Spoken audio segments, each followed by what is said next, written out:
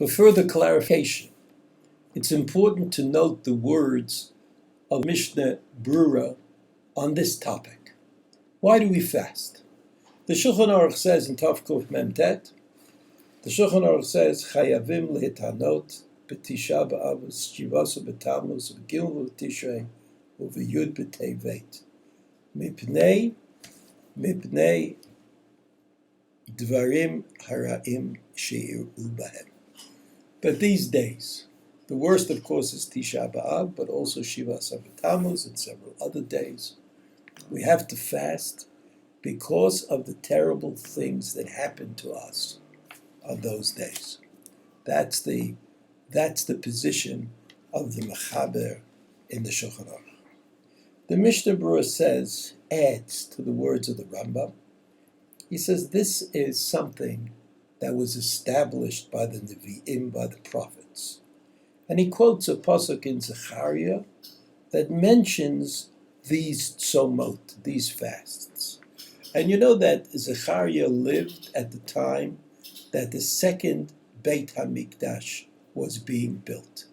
So that means already in the time of Zechariah, the people who came back from Bavel recognized these days as being significant. And these days were not canceled when good things happened to the Jews, because that's not apparently the way that history works.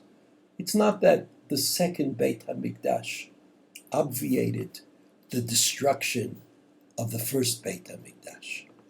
But good things do not necessarily erase the pallor of the bad things that happened previously.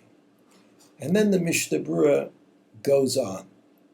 He says, all the Jewish people fast on these days because of the bad things that happened, in order that we should take heart and concern ourselves with this past that we are talking about.